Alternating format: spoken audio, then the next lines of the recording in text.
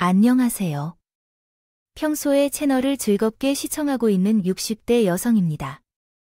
항상 채널을 듣다가 울기도 하고 웃기도 하며 부족한 글 솜씨를 발휘하게 된 것은 내 결정이 바른 결정이었는지 많은 분들의 조언을 얻고자 용기를 내어 사연을 보내기로 했습니다. 불효자는 웁니다. 혹시 이 노래를 들어보신 적이 있나요? 이미 80년이 넘게 나온 애달픈 3호곡 이저입니다. 노래 제목에 있는 저 불효자가 제배 아프게 낳은 아들이 될 줄은 상상조차 못했습니다. 남편은 제가 28살인 시절 일찍 우리를 떠나셨습니다. 이미 40년이 넘은 일로 남편이 집으로 돌아오는 길에 저는 사고를 당했습니다. 남편의 사망보험금은 받았지만 혼자서 세 자식을 키워나가야 했습니다. 갑작스럽게 사고로 떠난 남편을 못 잊을 틈도 없이 놀고 있는 자식들 때문에 정말 악착같이 살아왔습니다. 기대하고 하나 없어서 그저 일할 수 있는 대로 열심히 하면서 두 딸과 한 아들을 키워왔습니다. 배운 게 없어서 몸만 쓰는 삶을 살아온 저와는 다른 삶을 살게 해주고 싶어 고생 많이 했습니다. 그래도 아마도 사람은 한 가지는 할 수 있을 것 같습니다. 있는 돈을 지혜롭게 운용해 세 자식을 부럽지 않게 잘 키우고 대학을 나오게 하고 무언가 배운 다음에 원하는 직장을 찾게 하고 싶습니다. 그분도 다 도와주셨네요. 그 후에 제가 먼저 돌아가거나 죽었던 남편을 만나면 전혀 부끄러울 게 없을 정도로 열심히 살았습니다. 이제 딸들 둘 다 결혼시키고 막내 아들 하나만이 혼자 남게 되었어요. 아들은 세무사로 자녀들 중에 제일 안정된 직업을 가지고 있었고 그만큼 성공적이었습니다. 다른 자식들은 이미 결혼을 했고 일 못하는 아이가 언제 결혼할지 걱정했지만 그의 경우는 달랐어요. 자신의 걱정과는 달리 모든 것을 이미 이루고 다녀서 기뻤습니다. 동일한 세무사 사무실에서 만난 여자와 결혼하기로 결심한 아들을 데리고 왔다는 소식을 듣고 둘 사이에 이미 2번 만난 건데 이제는 며느리가 생기겠구나 생각하니 기쁘더라고요. 아들이 데려온 며느리는 정말로 성실하고 착한 분이셨어요. 처음 인사하러 왔던 날에는 예복된 손을 들고 함께 있던 겁니다. 바리바리 선물로 쌓아둔 것들이 온고심이 묻어나는 것들이라서 좋은 거예요. 아들에게 내가 무엇을 좋아하는지 자세히 물어봤었는지 내가 좋아하는 것 중에 너무 많다고 합니다. 거리에서 향기 나는 꽃, 차 등등 첫 만남부터 하는 일들이 정말 예쁘게 느껴졌어요. 결혼 전부터 한 번씩 반드시 전화해야 했는데 제 안부도 꼭 물어주고 제가 휴대폰으로 전화를 하니까 메신저를 보내는 법도 자세히 알려줘서 매일 몇 번씩 그 메시지를 보내주셨어요. 얼마나 지저분하게 말이 많은지. 며느리와 대화하다 보면 하루가 길어졌던 걸 몰라요. 시어머니와 술을 마실 술친구가 되는 게 꿈이었어요. 가끔 우리 친구들이 제 집에 와서 술과 안주를 함께 즐기기도 했습니다. 어머니가 오늘 막걸리를 사오셨어요. 비가 오는데 함께 마시면 좋을 것 같아서요. 그래서 묵은 막걸리가 많이 남아 있었는데 저번에 저를 보고 사신 거였나 봐요. 그럼 제가 따라서 내겠습니다. 됐어요. 그러자 너는 상을 다 깎고 김치를 내가 요리하겠습니다. 비가 살랑살랑 내리는 날이라 그런지 막걸리를 한 모금씩 마시며 옛날 이야기를 하게 돼요. 어머니, 솔직히 많이 힘들었어요. 왜 그렇게 힘들었는지 어떻게 그랬는지 말해보세요. 중학교 때 아버지가 돌아가시고 고등학교 때 엄마가 안 계셔서 제가 집안일을 돕느라고 많이 고생했었거든요. 사돈 어머니가 일찍 돌아가신 것은 미리 알고 있었지만 사부인의 이야기는 처음 듣는 것이었습니다. 오빠가 존재한다는 것을 들었는데 어쩌다가 동생이 네가 가장 노릇을 했어. 아, 오빠가 있죠. 있지만 오빤 어렸을 때부터 아프다 보니 나는 누나와 같았어요. 아팠다고 하는데 어디가 아프신 것인가요? 우리 오빠는 뇌성마비로 태어나기 전부터 다리를 쓸 수 없어서 초등학교 때까지 매일 오빠 손을 잡고 학교에 가서 그리고 학교가 끝나면 다시 손을 잡고 집에 돌아오곤 했었어요. 오빠가 고등학교를 졸업할 때까지 그렇게 했죠. 아이고, 우리 치유야. 정말 고생했네. 어렸을 때부터 저는 그저 진짜 친구들하고 놀고 싶은데 고생을 많이 했습니다. 대학에 입학한 이후에도 오빠의 병원비를 지원하기 위해 엄마의 병원비 때문에 장학금만 받더라도 생활비가 모자라 알바를 계속해야 했습니다. 그래서 장학금을 받아도 2개의 알바를 해야 했어요. 세무사 공부는 언제 한 건데 그렇게 돈을 벌면서 정말 바쁠 텐데요. 아침에는 카페에서 알바를 하고 끝나면 독서실에 가서 공부하고 그 다음에는 편의점 야간 알바를 하고 주말에는 독서실에서 총무 알바를 하면서 공부했어요. 그 이유는 집안 가장이기 때문입니다. 오빠와 아픈 엄마를 동시에 챙겨야 한다는 생각으로 열심히 노력했어요. 솔직히 말하자면 어렸을 때는 집에 들어가기조차 싫었어요. 들어가면서 쉬지도 못했거든요. 정말 지호가 공부하기만 해도 힘들었을 텐데 업무도 처리하고 엄마와 오빠를 챙기며 그럼 지훈이 너는 누가 챙겨주니? 하고 저는 무엇을 챙겨주어야 할지 많이 고민했어요. 그래서 요즘에는 정말 행복해요. 엄마가 맛있는 밥을 차려주거나 걱정을 해주는 기억이 별로 없었거든요. 그런데 요즘에는 어머니가 그런 모든 것을 해주시니까 정말 좋아해요. 어릴 적의 힘든 기억을 떠올리며 눈물을 참을 수 없게 되는 게 보여서 아픈 오빠를 돌보고 아픈 엄마를 봐왔던 어린 시절을 생각하면 엄마같이 마음이 아픈 느낌이 자꾸 들어요. 생각하면서 가슴이 미워져요. 이제야 숨을 쉴 틈이 생겼다고 맑아진 며느리의 얼굴을 보며 이제는 새로운 가족이 더 생겼으니 그 가족들에게 기대하면서 평안했어요. 편안하게 살았죠. 평생 어른에게 기대해본 적 없는 며느리에게 저라도 비벌 언덕이 되고 싶었어요. 그래서 아들 내외에게 제 명의로 되어 있는 집을 전세를 주던 아버지와 엄마는 신혼집으로 사용하기 위해 팔기로 결정했죠. 큰 돈을 주었지만 결혼 자금을 모두 지원해준 것은 아니었지만 며느리는 울면서 감사한다고 했어요. 평생 효도하며 따르던 제가 며느리를 안아주면서 말했습니다. 며느리는 그 말을 허풍으로 받아들인 것 같았죠. 시간이 나면 저를 찾아와 함께 있었어요. 외출해서 산책을 하러 가거나 백화점 쇼핑을 하러 가는 등 시간이 비는 틈에는 얇게 했던 딸속이 결혼하고 아이가 생기면서 너무 바빠서 만날 수 없었어요. 바빠서 딸들의 역할을 며느리가 모두 해주었죠. 제가 일을 오래 하다가 무릎 수술을 받게 되었는데 그 후로 등산이라는 취미를 할 수 없게 되었거든요. 그 얘기를 듣고 함께 산책도 할 겸 평지라도 가보자고 제안하고 꽃이 많고 공기가 좋은 코스를 따라가서 함께 다녔습니다. 남편이랑 노는 것도 좋지만 어머님과 놀 때가 더 재미있다고도 하더군요. 어머님은 예전에 꽃에 대해서 물으셨는데 구절초 같은 꽃이 뭐라고요? 아이고, 정말 많아요. 저는 하얗고 노란색이면 다 데이지라고 생각해요. 어머니, 어찌 꿀 종류도 이렇게 다 하시는지 아세요? 너도 나만큼 나이 먹어봐라. 이것저것 잡지식을 만들어. 이게 왜 잡지식이에요? 척척박사잉, 거지. 아, 이렇게 손잡고 나들이 않게 몇 년 만인지 모르겠어요. 엄마하고도 못 해봤는데 정말 딸처럼 애교 있고 싹싹하게 군을 굽니다. 며느리에게 정해 갈 수밖에 없었어요. 아들놈 얼굴보다 며느리 얼굴을 더 자주 보니 그럴 수밖에요. 며느리는 임신을 한 후에도 부른 배를 붙잡고 저를 만나러 왔죠. 제가 몸 힘들지도 않냐고 내가 가겠다고 해도 운동 경 걷는 거라고 괜찮다고 웃긴 것뿐이었습니다. 그렇게 시간이 흘러 어느덧 아들 내외도 건강한 산에 아이를 출산했습니다. 아들 어릴 적의 얼굴이 그대로 닮아 있는데 얼마나 사랑스런지요. 새 아이를 키우고 가정을 이룬 모습을 보며 모든 게 완성된 것 같았어요.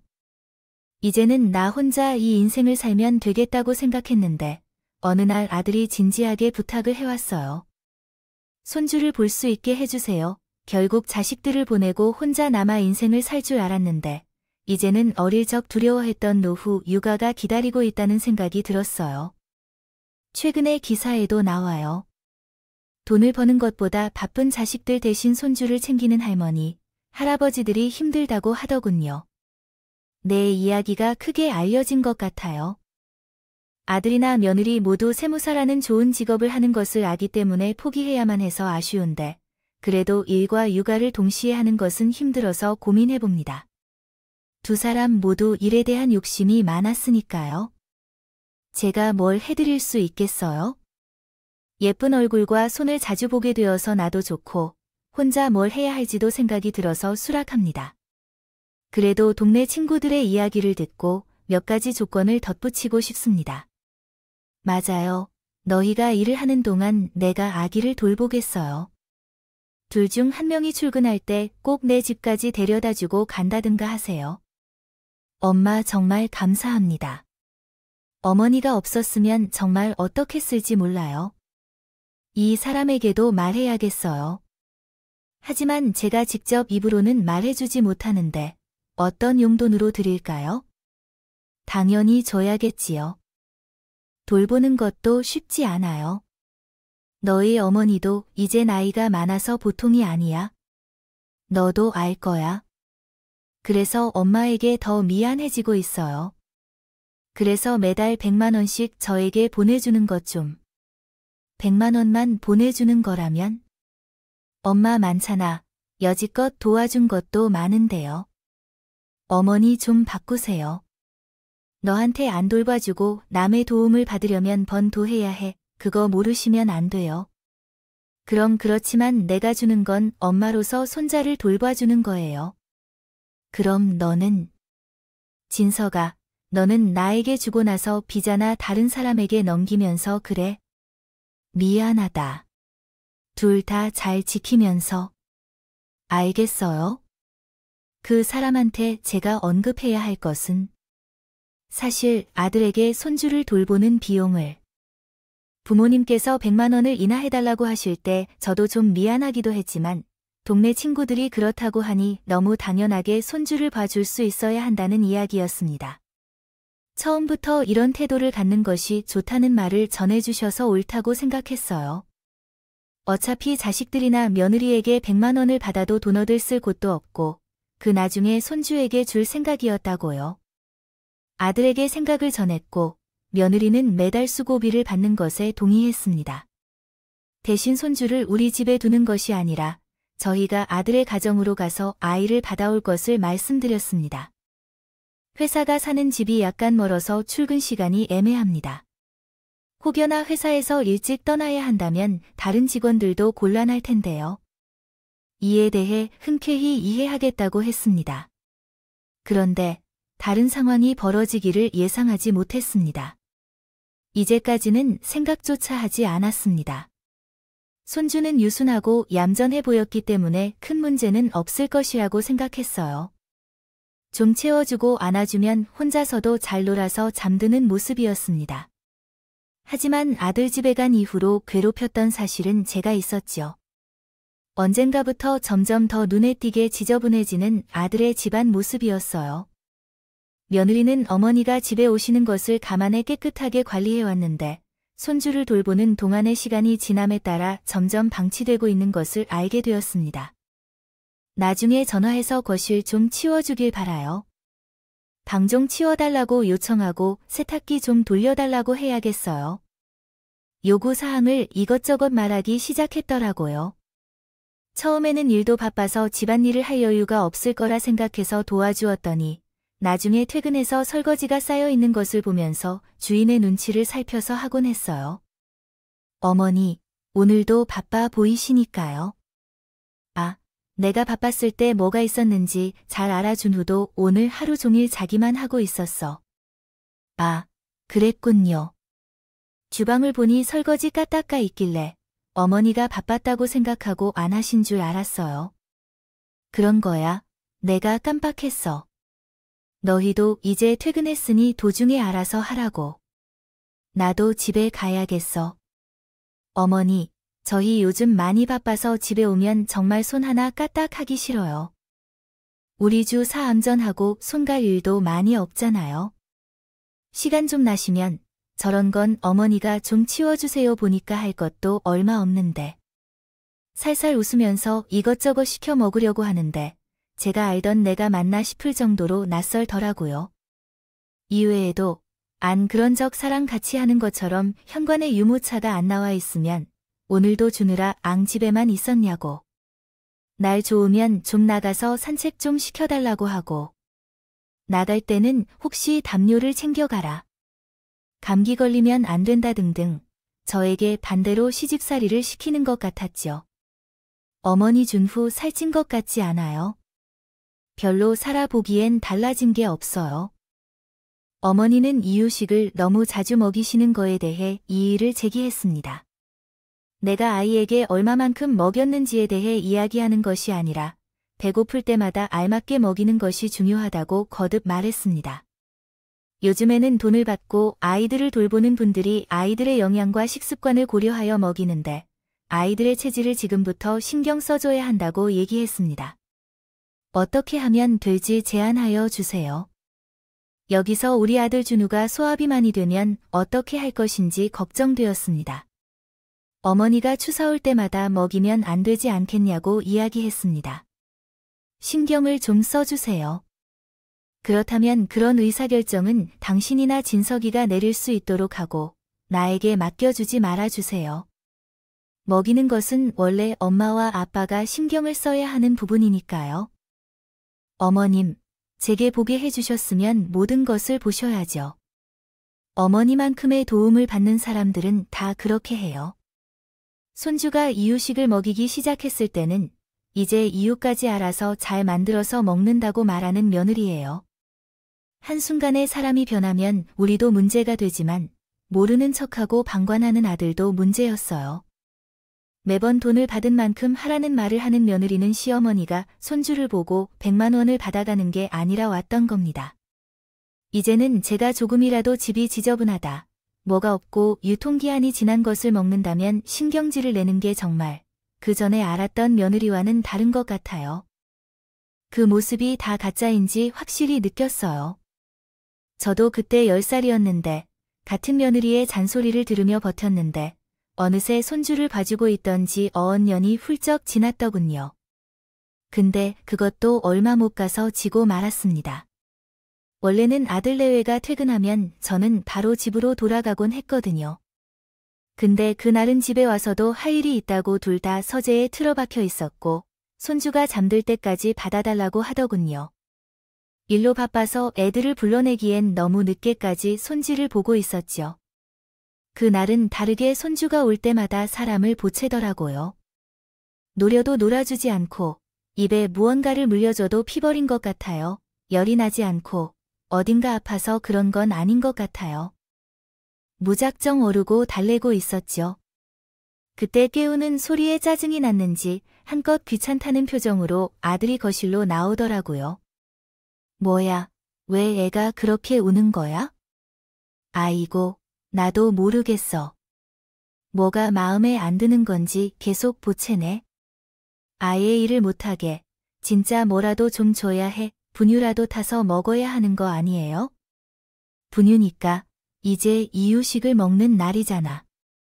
이유식 언제 때부터 분유를 말하고 있는 거야? 그럼 뭐라도 해봐서 오려는 좀 그치게 해봐요. 그러라고 엄마한테 돈 주는 거잖아요.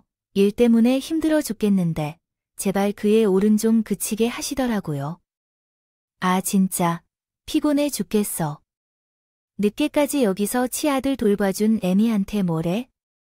이게 말이 되나요? 이거 봐주는 늙은 어미에게 하는 말인가요? 저는 불효한 아들의 말에 참을 수가 없었습니다. 오는 손주를 요람에 눕히고 소리를 질렀어요. 내가 그냥 네 애를 봐주는 사람이야. 애니까 엄마야, 엄마. 너님은 푼돈을 준다고 막대할 수 있는 사람 아니라고. 아, 어째서 갑자기 소리를 지르는 거지? 얘가 더 큰 소리로 올라가잖아요. 그때 저와 아들이 싸우는 소리에 열정해서 방에만 틀어박혀 나오지 않던 며느리가 슬금슬금 나왔어요. 아니야, 왜 싸우는지도 모르겠는데요. 무슨 말했어요, 그 어머님께?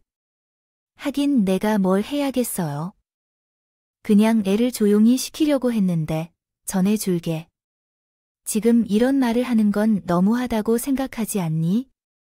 이미 우리 엄마까지도 종을 부릴 때가 있다는 게 너무 무례한 거 아니야? 널 그런 식으로 대해달라고 나를 어떻게 하라는 거야? 아이들은 그렇대. 뭘 해도 한계가 있을 때가 있다고 하더라. 지금 내가 널 돌보고 있잖아. 너는 어떻게 그렇게 버릇이 나빠져? 아들이 우는 것을 내가 어떻게 해야 한다고 하는 거야? 근데 왜 하루로 엄마를 차에 태우고 다닐 때가 있어? 엄마. 그래서 돈을 주는 거야? 날씨 더운데 엄마가 이렇게 말한 만큼 줘야지. 하지만 너 정도는 못해. 너무 방심해서 먹으려고 하는 거 아니냐고 말이야. 제가 제대로 이해했는지 확인해 주세요.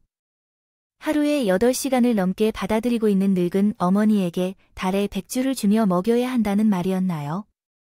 그 사람은 내가 힘들게 낳은 내 자식인지도 의심스러울 정도로 엉덩이를 굽혀 발언을 했었다.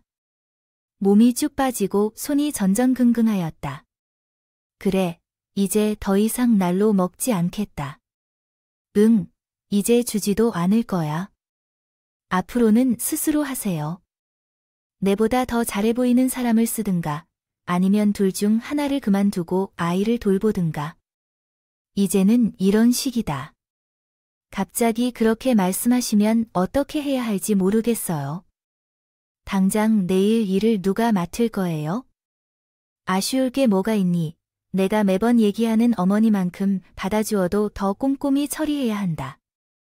그 사람은 부모님을 모시는 것이 맞지 않니?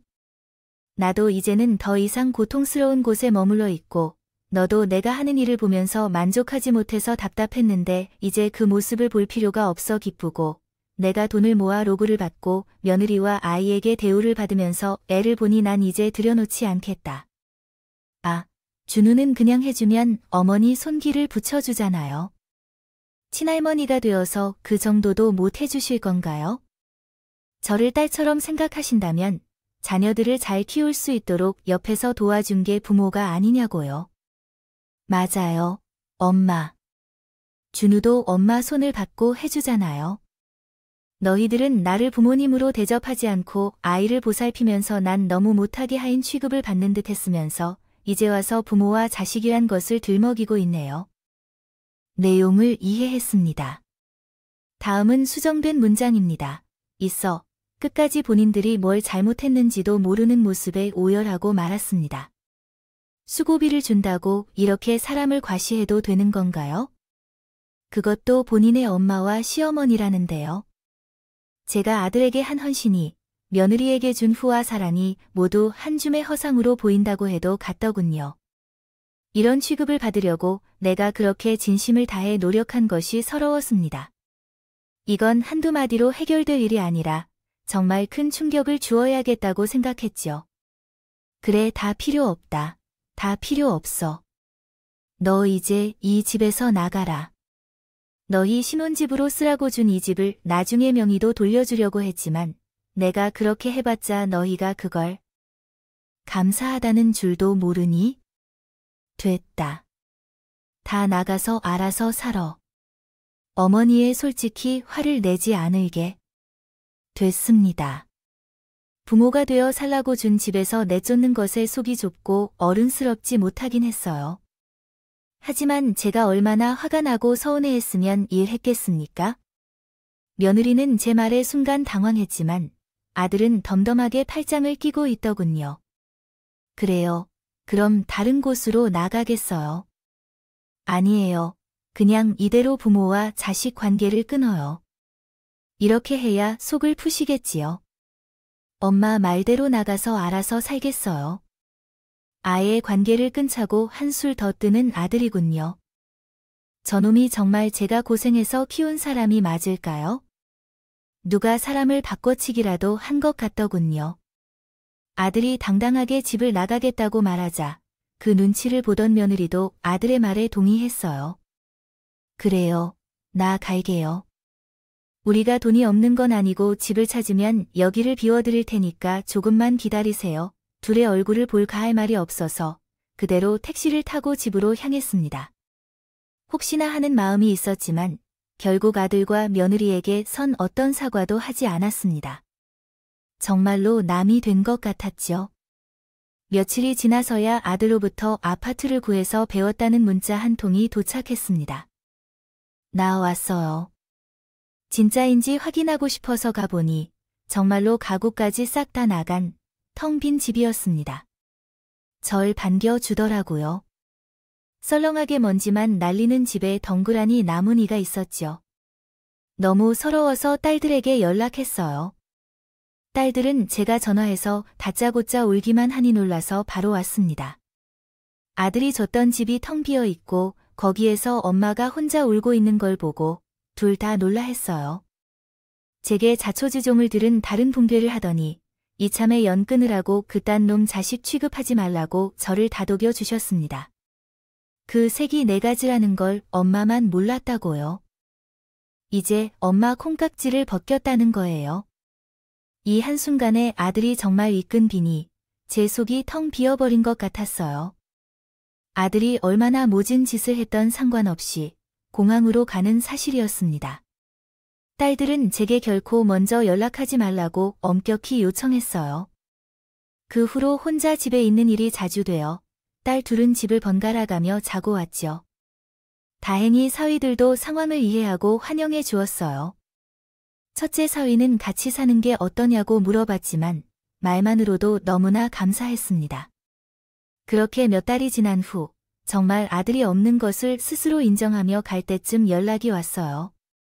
번호가 흐릿해져서 잊혀져 가는데도 전화가 왔어요. 받자마자 아들이 먼저 전화를 끊자고 선언한 아들이 있습니다. 아, 여보세요, 엄마. 무슨 일이야? 연락 끊기 전에 말하겠다는 아들의 소리가 들리자 엄마가 할 말 있으면 빨리 해봐. 그럼 끊어 라고 말했다. 내 목소리를 듣고 싶지도 않아? 뭔가 아쉬운 게 있는 듯해. 목소리가 다른 게 들려서 그리워서 연락을 드린 것이 아니에요. 뭘 원하시니? 하자 몇 번을 물렸지만 아들은 말이 끊기곤 철벅거리며 뻔뻔한 소리를 뱉어냈다. 엄마, 이런 말 좀 빌려줘. 잡히면 어떡해? 내가 아이를 낳았어도 얼굴에 철판을 껴도 그래도 여유로운데 왜 이렇게 뻔뻔스러운지 웃음이 나오네. 뭘, 이제 엄청 미친 것 같아. 먼저 연근차를 입에 넣은 것만으로 몇 달 만에 전화로 1억 원이라니. 아니, 엄마, 진짜 급해요. 이 말도 못하면 엄마 아들 철창신세야. 철창신세. 바로 누구한테 쫓기는 것 같이 하는 아들의 목소리에 가슴이 덜컥 내려앉는 게 아니라 도저히 무슨 수작이냐 궁금해지더라. 정말 오랫동안 안 보고 살았는데 어린이라도 마음이 뜨긴 할 줄 알았다. 철창 무슨 철창신세야. 아니, 내가 몇몇을 파괴한다고 생각하는 그런 사람들에게 세금을 줄여준다고 몇 개의 필요한 자료를 작성하라고 요청받았는데 이를 전담 사무실에 제출했습니다. 그러나 어떤 사람이 나의 사기 연루를 이유로 고소할 것이라고 협박하는 상황이 벌어졌습니다. 실제로 제가 그런 행위를 한 적은 없습니다. 도와드릴 수 있는 사항을 도와줬을 뿐인데 그런 사람이 말문 내기 시작했어요. 그 후로 사무실까지 공격을 받았고 협박까지 들어왔습니다. 합의금을 지불하지 않으면 경찰에 고발할 것이라고 협박을 받았고 피해자들 3명에게 1억 원의 합의금을 요구당했습니다. 그런데 나는 무죄임을 주장했지만 누군가 제 편을 믿지 않았습니다. 예전이었으면 분명히 아들이 진짜 잘못을 저질렀을 것이라고 생각했겠지만요. 아버지께서 저에게 어떻게 대우하셨는지에 대해 이제는 알게 되니 아들의 말을 믿기가 어려웠어요. 우리가 함께 살던 아파트나 오히려 엄마의 명의로 된 부동산 하나를 팔아도 돈 문제는 해결될 수 있었겠지만 엄마는 자식들을 위해서 행복한 삶을 살고 싶어 합니다. 엄마, 내가 안 도와주면 당신의 마음은 편히 지낼 수 있나요? 라는 말을 하셨죠. 그러면서 너 지금 나를 협박하는 거야? 라고도 말씀하셨어요. 만일 나가지 못한다면 엄마의 마음은 핥아주는 자식이 없게 되는 거다. 감옥에서 살다가 나오면서도 아빠가 범죄자로 인식되어 5손가락 중 하나가 될 위기에 처하면 얼마나 어려울까요? 예전 일은 잊고 한 번만 도와주세요. 말만 도와주라는 거고 그냥 협박하는 거라고요. 예전 일 있었지만 잘못한 사람은 잊어도 당한 사람은 절대 못하는 법이에요. 아들 본인이 잘못한 게 있어서 빨리 잊고 싶겠지만 제가 절대 아닌 거예요. 알아서 살게 하라고 안 하니 그렇게 말했다면 지킬 거 아니라고. 너희 돈이 없는 게 아니라 네 아내한테 말해서 어떻게 마련할지 생각해봐. 부모 취급도 안 하고 엄마에게 부탁하지 말고 앞으로 이런 일로 연락하지 않았으면 좋겠구나. 사과하는 생각이 아니라면 앞으로 영원히 연락하지 마세요. 끊을 거예요. 정신 못 차리고 어디서 무슨 짓을 했는지요. 합의금이나 다른 것을 요구하여 억지로 협박하는 사람을 단호하게 거부했습니다. 분명히 제가 고생하여 벌어들인 돈을 제 자녀들을 위해 투자해야 했습니다. 제 아들도 제게 어느 정도의 재산이 있는지 알고 있었습니다. 하지만 만족할 것 없이 연락을 끊으라고 요청했던 사람이 이제는 엄마의 돈이 필요해서 연락해 오는 상황입니다. 제 아들이지만 이런 모습은 정말 추악하다고 생각했습니다. 고마움을 모르는 사람을 내 자녀라고 호의를 베풀어야 할까요? 오히려 호의를 베풀수록 아들의 염치도 모르는 성품과 뻔뻔함만 커져갈 것이라 판단하여 제가 단호히 거부했습니다. 그 후로 모르는 번호에서 오는 전화는 받지 않고 있습니다. 아들이 아닌 나 같았거든요. 부모가 어떤 연락도 받지 않자 몸이 어떻기에 집까지 찾아왔다더라. 주말 아침부터 현관 문을 황강 두들기며 폐르를 이기려고 인터폰을 확인했더니 어디 불량배 같은 몰골에 나를 보이더군요. 엄마, 집에 있는 거 다 알아요. 문 열어 10은 나 죽을 꼴 보기 싫으면 문 열라고 이런 식으로 말했습니다. 빚쟁이가 문을 열라고 하는데 저도 무서워서 얼른 딸들에게 연락을 했죠. 딸들은 절대 문을 열지 말고 기다리라고 하면서 바로 가겠다고 했습니다. 아들은 현관문을 부실 것처럼 두들기고 발로 찼지요. 제가 너무 순진했던 걸까요? 그래도 GM에게 무슨 일이 있었는지요. 마음에 있는 욕망을 열어주었어요. 아직 어리석었던 것 같아요. 사채업자처럼 말도 안 되는 말을 하며 저를 협박하는 아들이 부서지는 걸 봤습니다.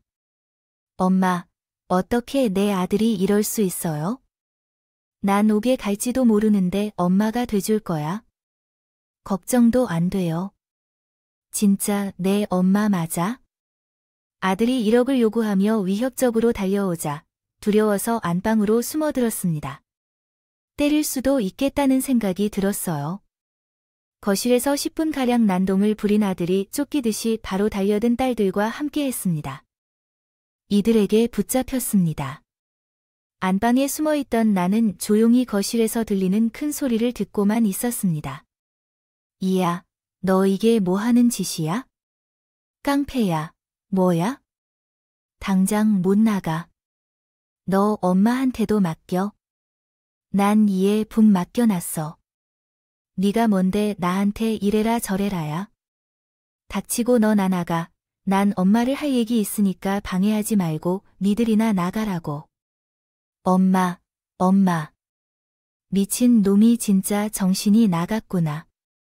네가 사람 새끼야. 아, 이건 나 놓으라고. 큰 고함 소리가 오고 가던 중 첫째 딸이 소리를 지르며 누가 넘어지는 소리가 들립니다. 무서워 숨어있던 나는 그 소리에 바로 튀어나옵니다. 그때 거실에서 벌어진 광경은 정말 아수라장이었습니다. 첫째 딸은 바닥에 넘어져 있고 둘째 딸은 어깨에 부둥을 안고 아들을 향해 고함을 지르고 있었습니다. 그리고 사위 아이 2명이 아들을 각각 한쪽씩 잡고 있는 것을 보며 저놈이 나를 때릴 것 같았죠, 라고 생각했습니다. 처남이 미쳤나봐.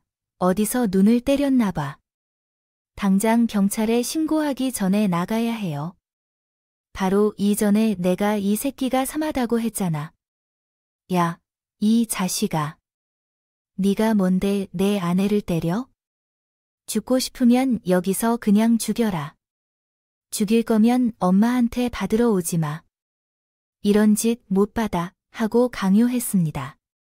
폭언과 폭력이 난무하는 이 상황에서 저는 더 이상 참을 수 없어서 아들에게 이렇게 말했습니다. 그 꼴도 보기 싫고 싶지 않은 놈이 뺨을 사정없이 흐려졌습니다.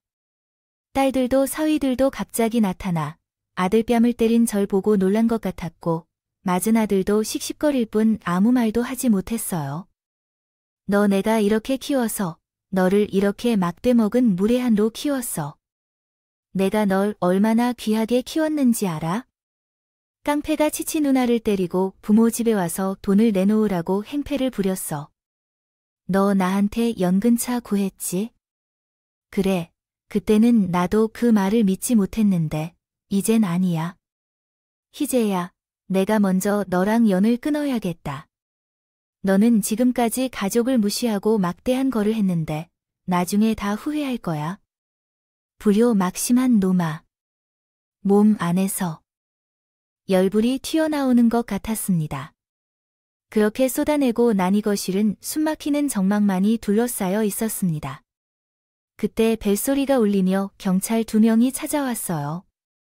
주말 오전부터 한바탕 싸움 소리가 나니 이웃 주민이 신고를 한 것으로 드러났어요. 왜 그런 일이 일어났는지 이해할 수 없었어요. 그렇게 요란을 피우던 중에 아들은 경찰에게 연행되었고 딸들과 함께 사이드로 증인으로 따라갔습니다. 집안에 저만 남아서 멍하니 한참 동안 있었죠. 아들의 문제는 그렇게 종결되었습니다. 나중에 둘째 사위에게 말을 듣는데 아들이 말한 합의금은 3명의 자영업자에게 세금 감면을 해주겠다는 조건으로 돈을 받은 것으로 알게 되었습니다. 종합소득세, 양도소득세 등 세금을 합법적으로 낮출 수 있는 방법이 있다는 명목으로 필요한 자료 작성 비용을 받아들인 것이었어요. 누구든 보면 사기인 것이 명백해요. 그래서 피해자들이 합의금을 요구하기 시작했고 다른 이들은 일절에게 연락을 취하려 했어요. 가족으로서의 마음이 상해져 사라졌고 다른 사람의 돈을 훔쳤던 자였지요. 제가 끝까지 잘못에 휩싸이지 않도록 해야겠죠. 사위가 그 사건을 듣고 제 아들의 전화번호와 며느리의 번호를 차단했어요. 아무런 연락을 받고 싶지 않았기 때문이죠. 사위에게 들은 것만이 아니었어요. 사위는 며느리를 돕기 위해 뛰어다녔다. 그 일은 내게 자랑스러운 일이었다. 마음이 유효된 것 같아서 내 아들 부부를 다시 받아들일까 걱정했다고 말했다. 옮긴 소에 시달리는 며느리 이야기는 말 그대로 나를 감동시켰다. 이후로 내 아들은 미쳐버린 듯이 집으로 들어왔다. 나는 더는 멍청하게 문을 열어주지 않았다. 처음에는 당장 문을 열라고 외치던 아들의 목소리가 점점 살지 않았다.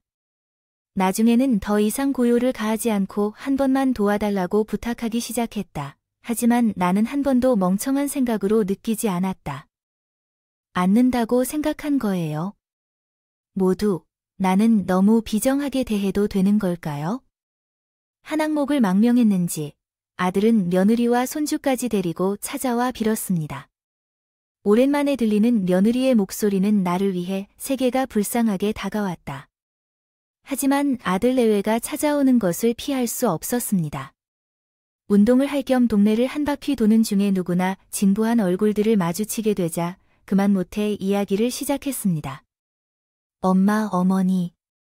나를 보자마자 내 발로 달려와서 길바닥에 엎드려 나를 부탁하고 동네에 창피해서 혼이 나버렸어. 그에게 일어나라고 말하자. 너, 여기까지 나는 반갑지 않아. 오히려 창피해서 더 이상 마주치고 싶지 않아. 어머니는 진짜로 사람을 반성하고 있는 것 같았다. 매일 어머니께 잘못을 저질렀다고 오는데 제발 한 번만 봐주세요. 그럼 너는 내게 무엇을 잘못했니? 없니? 저는 너를 잘 생각하라고 말했는데 내가 지금까지 너에게 어떻게 대접했는지 생각해보면서 나한테 100만 원 수고비를 주면서부터 달라진 것이 없는지 생각해보라니까. 너희 어머니여, 제가 정말 잘못을 지었어요. 그때는 일도 힘들었고 준우를 보는 것도 지쳐서 괜히 어머니께 짜증을 냈었어요. 정말 죄송해요. 저도 이 사람도 평생 어머니께 사죄하면서 살 테니까 어머니, 제발 저를 도와주세요. 정말 이 사람과 합의금 문제를 해결하지 못하겠어요. 당장 나랑 준우는 어떻게 해야 해? 근데 엄마, 나 지금 일이 커져서 사무실에서도 잘렸어요. 내 고객들이 어디서 소식을 들은 건지 다 나한테 안 막힌다고 해서 난 정말 이제 엄마랑 더 이상 의지할 곳이 없어. 엄마 제발 한 번만 도와줘요. 내가 왜 너 일도 와야 하니? 고마운 줄도 모르고 필요할 때만 찾는 너희는 은혜도 모르는 것들을 난 왜 해줘야 하죠? 부모면 무조건적으로 자식을 도와야 하는 거야? 어떤 취급을 당했던, 어떤 거짓말로 지금까지 날 속여왔던 상관없이 엄마, 우리가 언제 엄마한테 거짓말을 했어요? 너 정말 정신을 못 차려 없구나. 아직까지도 모른 척하고 계속 놓지 않을 거라고 했어. 지훈이, 너는 처음부터 뇌성마비를 가지고 있는 것이었어. 오빠랑 암에 걸린 엄마가 있는 것처럼 내 앞에서 불쌍한 척을 다 했지. 근데 그 모든 것이 거짓말이었다. 나는 끝까지 그걸 알 것 같았지. 어머니, 그게 무슨 일이야? 그래요. 지금까지 돌봐오던 뇌성마비 환자를 돌보고 암에 걸린 어머니를 모시는 등 힘들었던 소녀가장 며느리의 이야기는 모두 거짓된 이야기였어요. 사위가 흥신소에서 알아봤던 5명의 며느리는 살펴도 없었고 암에 걸린 어머니는 새 어머니로 바뀌어 아예 오고 간 적이 없었어요. 어떻게 이런 진상이 됐을까요? 그러나 그런 거짓말로부터 동정을 받았답니다. 그 이야기를 다시 꺼내어 신혼집이 생기기도 했다니요. 그런 거짓말이 제대로 먹혔네요. 고 할 수 있겠죠. 엄마, 그걸 어디서? 너도 마찬가지야. 미안해. 내가 나한테 그런 거짓말을 한 걸 옆에서 모르는 척 해왔던 거잖아. 아니, 너 나한테 진심으로 불쌍해 해주려고 그렇게까지 썼었지. 너도 똑같은 놈이야. 너도. 엄마, 그거, 아니, 지은이가 말 맞추자고 하길래, 여보, 내가 언제 그랬어? 아니, 당신이 엄마 아파트 몇 채 있다는 얘기 되고 그랬잖아. 엄마 앞에서 조금만 더 불쌍한 척하면 다 받을 수 있을 거라고. 어머니, 이 사람이 지금 너무 급해서 헛소리 하는 거예요. 제가 그렇게 말한 게 아니에요. 그냥 어머니한테 좀 오는 소리 했더니 신혼집 마련해 주시더라고요. 그 소리 맞아요. 엄마, 우리가 엄마의 재산을 어떻게 처리하려고 한 게 아니에요. 그냥 정말 우스갯소리로 한 이야기예요. 제가 아들을 정말 멍청하게 키워서 공부만 잘했고 인간으로서 정말 멍청하게 기르게 했어요. 지금 그 말을 나한테 믿어달라고 하는 거니까? 거짓말까지 해가면서 가족을 만들어 속여가며 내 재산을 어떻게 가져갈까 걱정해. 모를 것 같아요. 엄마, 그건 그 사람이 잘못한 거고 나는 엄마의 아들이잖아요. 아들은 하나뿐인데 이렇게 얼마나 거짓으로 속일 거예요? 그런데 아들이 뭐라고? 너 같은 아들이 대체 뭔데? 내가 돈이 남들에게 나갈 치안 범죄자들을 품다. 이제 정말 끝이야. 이 말하기도 정말 지칩니다. 제발 부탁하니 연락 좀 하지 마세요. 너희 얼굴을 보는 것만으로도 직접 춥겠어요. 없던 사이처럼 살자고 가서 알아서 잘 살려. 그 말을 마지막으로 제가 제 길을 가겠습니다. 하늘이 무너지는 것 같이 처참한 몰골에 아들의 얼굴이 적혀 있어요. 아들과 며느리는 아니어서 이제는 남이 되어버린 그 둘은 아직까지도 연락을 해옵니다. 가끔 집에도 찾아오는데 차마 말을 못 붙이는 납니다. 여러분, 하늘이 맺어주신 사이가 부모와 자식인가 하고요. 천류는 평생 끊을 수 없는데요. 가끔 제 결정이 옳은지에 대해 고민이 됩니다. 종종 모르는 번호로 전화가 오면 이번에는 받아볼까 하는 어리석은 생각을 떨칠 수가 없어요. 물론 자식이라고 부모가 뭐든 다 받아줄 수는 없는 노릇이죠. 뭐든 잘못을 하면 그 대가를 알려주는 게 진정한 부모로서의 가르침이 아닌가 싶습니다. 하지만 저도 사람이고 부모라고 하기 전에 먼저 나 자신을 돌아보면 혹시 내가 너무 엄한 것은 아닌가 하는 약한 마음이 들어요. 그러나 다시 생각하면 천륜을 진단하는 것은 제가 아니라 내 아들을 실망시킨 것은 아닌가 하는 생각도 들기도 합니다. 참으로 매일매일 이러한 생각이 여러 방면으로 번갈아가며 들어서 정말로 복잡하네요.